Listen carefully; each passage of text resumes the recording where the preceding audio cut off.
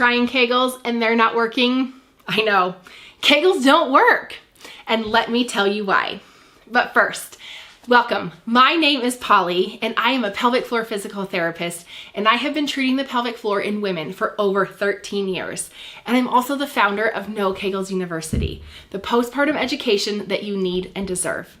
And what I have observed in the thousands of women that I have worked with that have tried Kegels and that they haven't worked is that there are some things that really make sense. And doing Kegels is not one of them.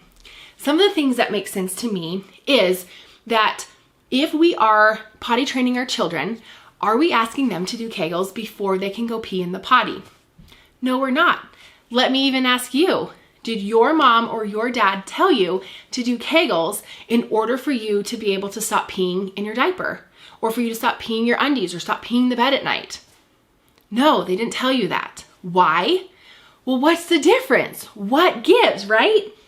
Think about your little ones or even kids. What are they doing at the age of 3 and 4 when they become potty trained? They are running around. They are climbing on couches. They are jumping off things. They're jumping on the trampoline. They're riding bikes. They're doing all sorts of activities. And while I am not suggesting that you jump off the couch, unless you want to, there are so many other things that we could be doing to encourage our pelvic floor to work the way it's supposed to, much like our little one's pelvic floor is, that are so much better than actually doing Kegels.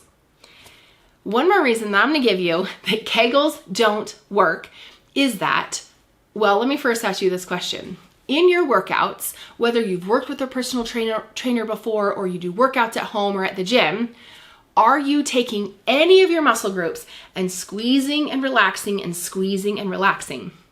Probably not. Why? Because your muscles need so much more than just squeezing and relaxing and squeezing and relaxing. And guess what? Kegels are squeezing and relaxing, squeezing and relaxing. I bring this up because I'm not mad at Kegels, but they're also not enough for all the things that your pelvic floor does. Your pelvic floor does at least 5 different functions. Most of your other muscle groups do much less than that, half of that sometimes. And so I think it's important to realize that the pelvic floor does so much more, and so it needs so much more than just squeezing and relaxing and squeezing and relaxing. So what should you do instead? My suggestion for you is to implement the No Kegels University method, which is 4 phases. And I'll tell you them now, and if you're interested, I'll have you check the show notes for more information. But first, phase 1 is your tissues moving and moving well. What this means is that if you have had a scar, or if you were cut or had an episiotomy with childbirth, chances are you have a scar. And that scar probably is not allowing that pelvic floor to move the way it's supposed to. Almost in a way, it freezes it. So if you're trying to strengthen that pelvic floor and strengthen that pelvic floor, it's not gonna matter until that scar is moving. Phase 2 is that your pressure system is intact. Now, I'll warn you, this one's a little more complex, but the way I teach it, and stay tuned for more videos on this, it really is a lot easier than what the explanation is. But think about when we sneeze, achoo! There is a lot of pressure inside of our belly. We have a pressure system inside of our body, and there's so many pieces that play a role in allowing that pressure system to work. And guess what? That pelvic floor is part of that pressure system. So ensuring that your pressure system is intact means that all the pieces of that pressure system are working the way that they're supposed to, so that we can set up the way or set up the path for that pelvic floor to start doing its job.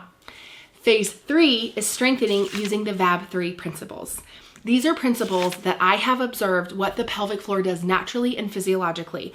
I am not reinventing the wheel here. I am just paying attention to what the pelvic floor does.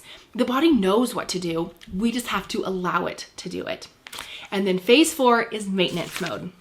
This is one of the pieces, besides phase 1 and phase 2, that I feel like so many miss. You will work so hard to get to your goal of not leaking or having better intimacy or feeling like you did after you had your baby, but then you don't maintain it.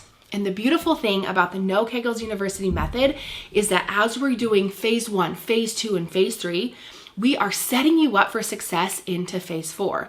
Because the great thing about the No Kegels University method is that you are getting to decide the types of exercises you like to do, doing the types of things you want to do, and the types of things that you enjoy to do.